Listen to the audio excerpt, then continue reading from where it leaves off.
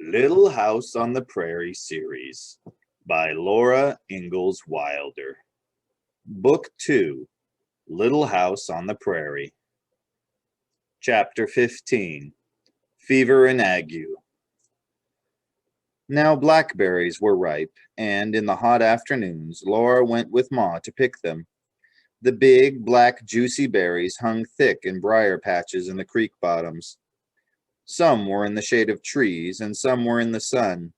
But the sun was so hot that Laura and Ma stayed in the shade. There were plenty of berries. Deer lay in the shady groves and watched Ma and Laura. Blue jays flew with their sunbonnets and scolded because they were taking the berries. Snakes hurriedly crawled away from them, and in the trees the squirrels woke up and chattered at them.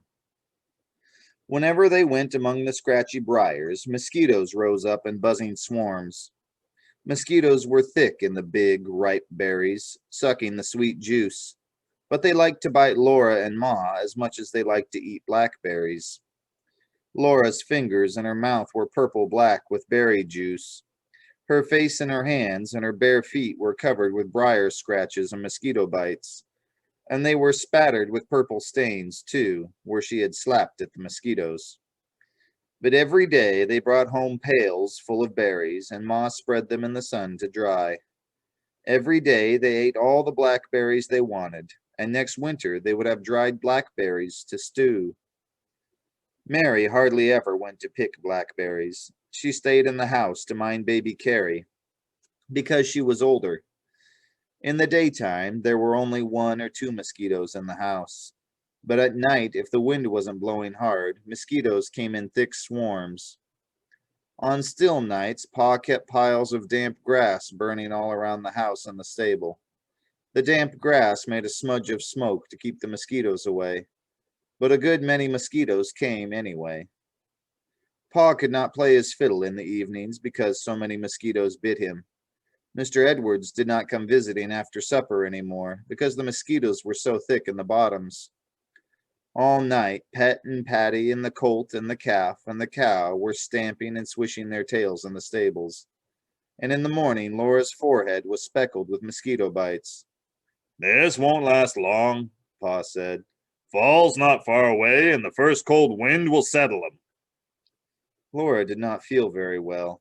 One day she felt cold even in the hot sunshine, and she could not get warm by the fire.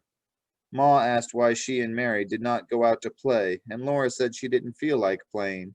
She was tired and she ached. Ma stopped her work and asked, "Where do you ache?"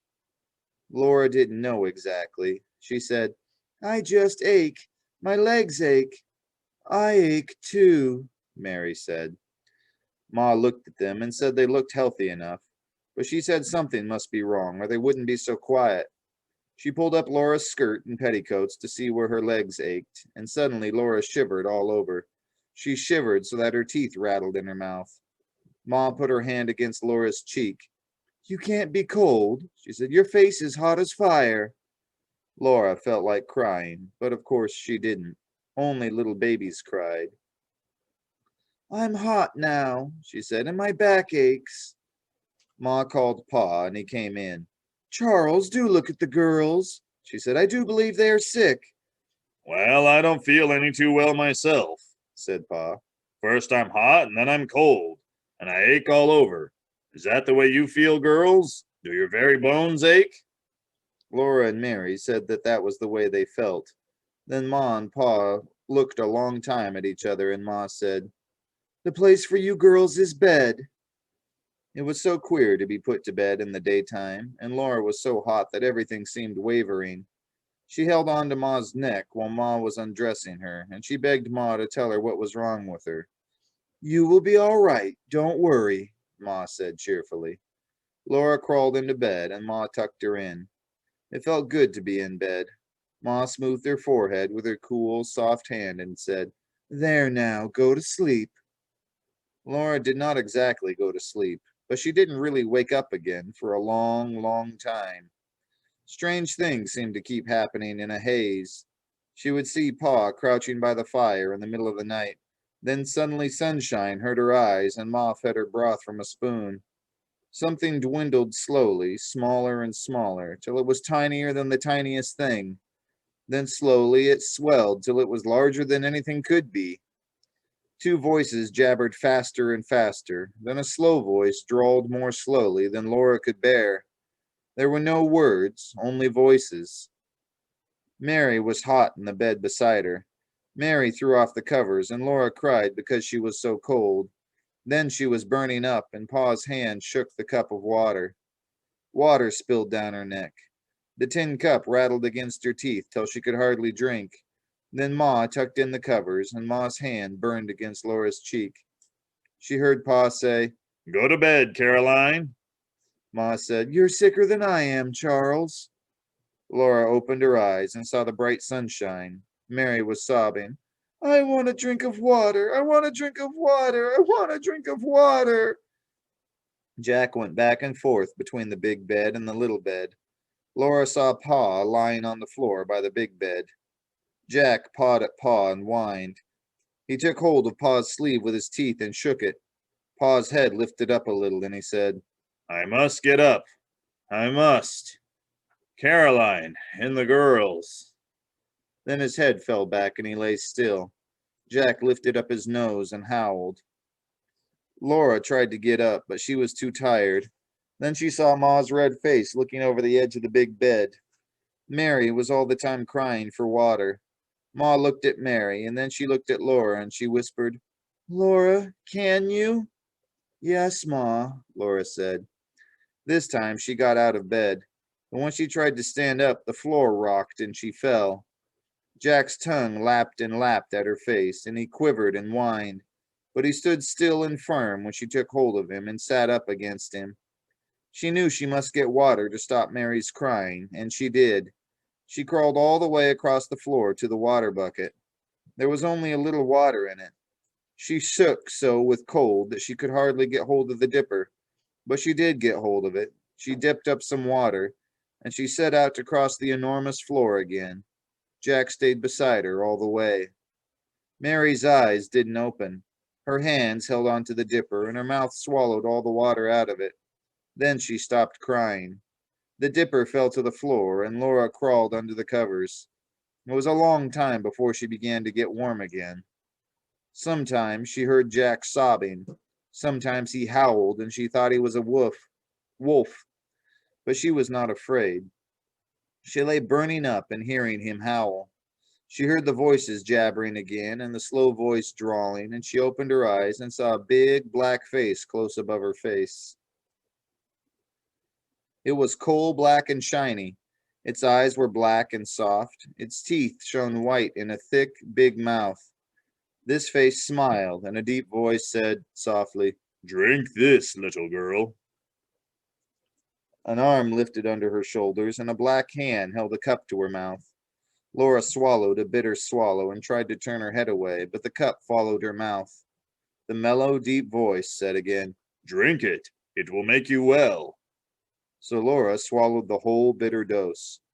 When she woke up, a fat woman was stirring the fire.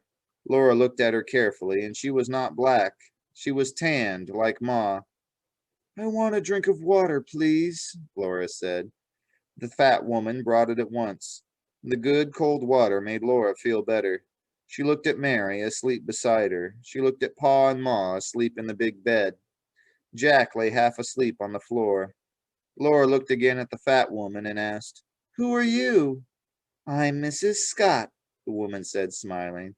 "There now, you feel better, don't you?" "Yes, thank you," Laura said politely. The fat woman brought her a cup of hot prairie chicken broth. "Drink it all up like a good child," she said. Laura drank every drop of the good broth. "Now go to sleep," said Mrs. Scott. "I'm here to take care of everything till you're all well."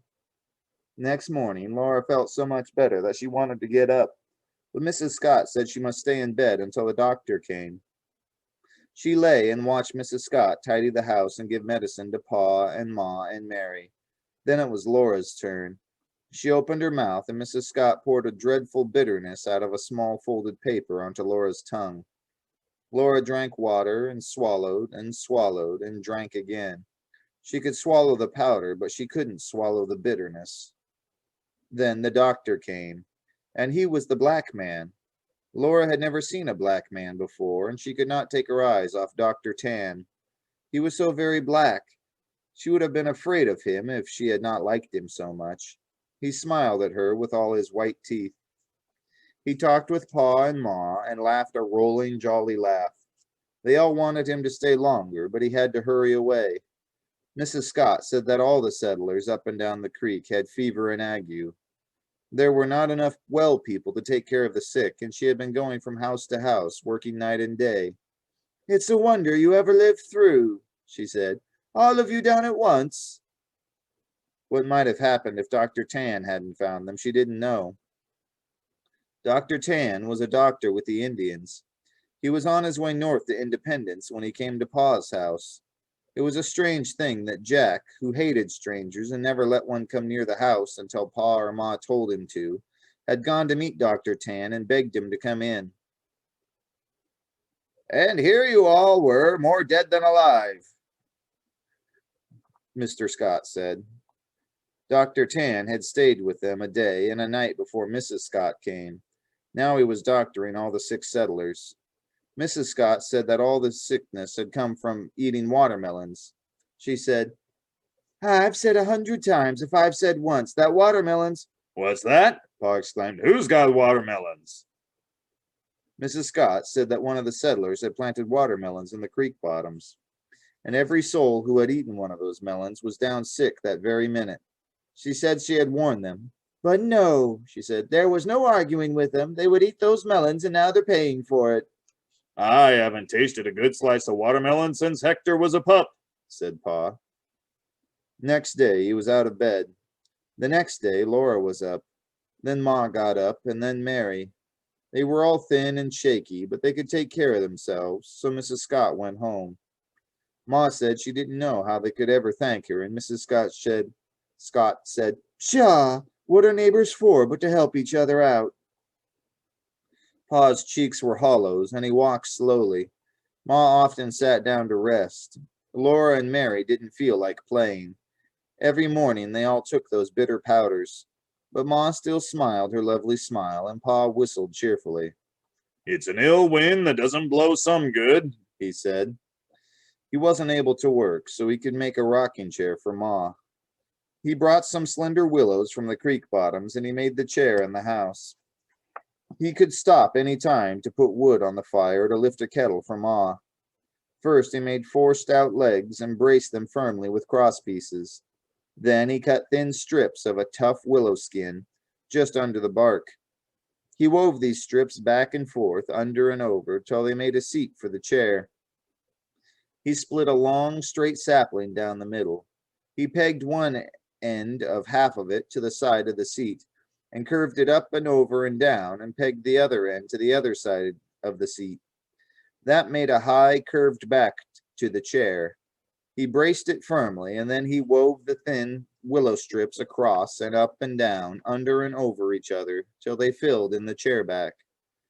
With the other half of the split sapling, Pa made arms for the chair. He curved them from the front of the seat to the chair back, and he filled them in with woven strips. Last of all, he split a larger willow which had grown in a curve. He turned the chair upside down, and he pegged the curved pieces to its legs to make the rockers, and the chair was done.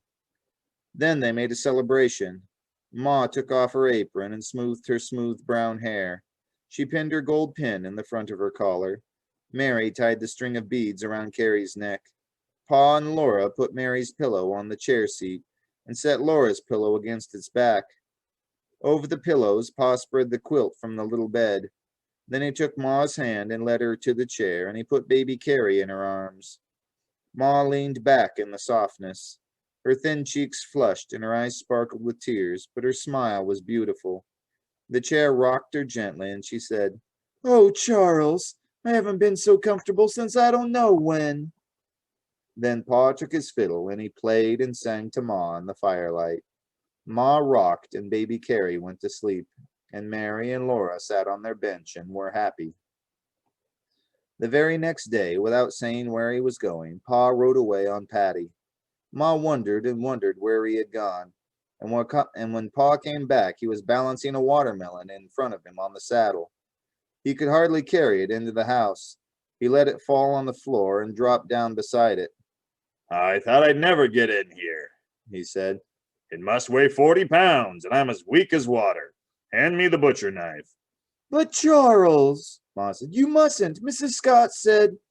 Pa laughed his big, peeling laugh again. But that's not reasonable, He said. This is a good melon. Why should it have fever and ague? Everybody knows that fever and ague comes from breathing the night air. This watermelon grew in the night air, said Ma. Nonsense, Pa said. Give me the butcher knife. I'd eat this melon if I knew it would give me chills and fever. I do believe you would, said Ma, handing him the knife. It went into the melon with a luscious sound. The green rind split open, and there was the bright red inside, flecked with black seeds.